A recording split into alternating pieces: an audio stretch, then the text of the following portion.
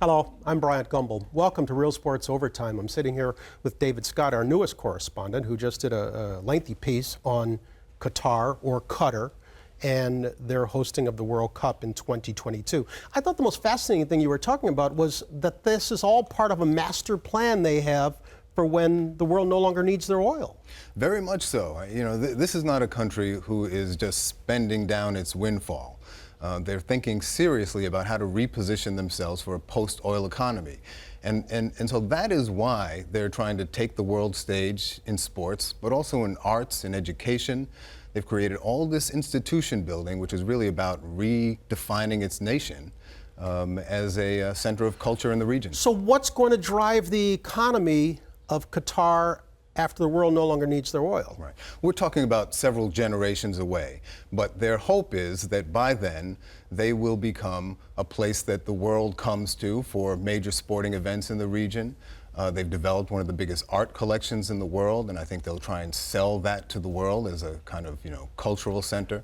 And education. I'm wondering about the manner in which they take other countries' athletes and make them their own.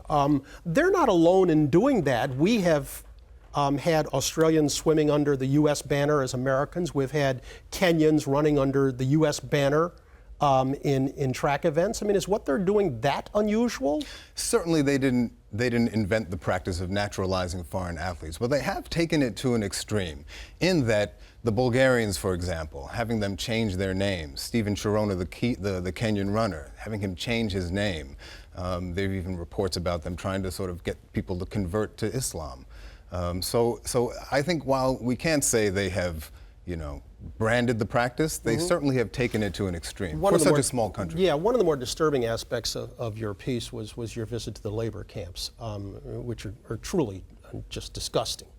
But I'm curious about the numbers. You said there are 5 laborers for every Qatari. That is a formula for rebellion. Do Qataris not have security concerns? That's really interesting. This is essentially minority rule over a majority population that has no rights of citizenship because they're not citizens, right, and that is kept in labor camps. I mean, I had that thought when we were in the camps, that this seems like the conditions in which riots occur. So are there armed guards at the camp to make sure they can't leave campus? There are not that we could see.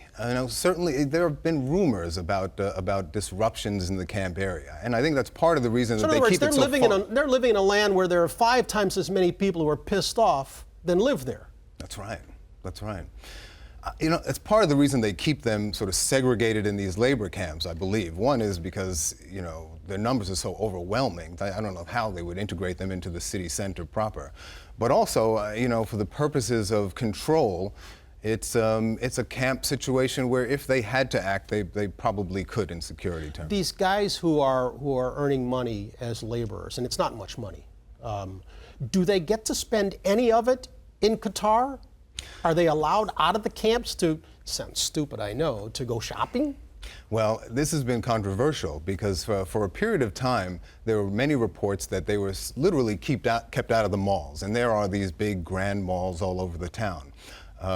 They will tell you that sometimes they can go to the Corniche, which is their sort of waterside park, and hang out with their friends. Sometimes they can't.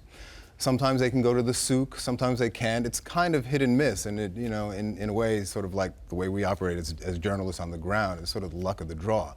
If it's a period of time where the authorities are feeling charitable or families are not out in full force, they may have some latitude to enjoy the facilities around town. What you don't see, though, is them enjoying these grand institutions that have been built, right, the art museums and such, the sort of, cultural centers that have been created in the town. It's kind of like Real Sports works. You've only recently gotten released from the labor camp and joined the ranks of the correspondent. In case, for those who don't know, David was one of our very valued producers for a long time and has now joined the ranks of correspondent. Is this job that much different for you?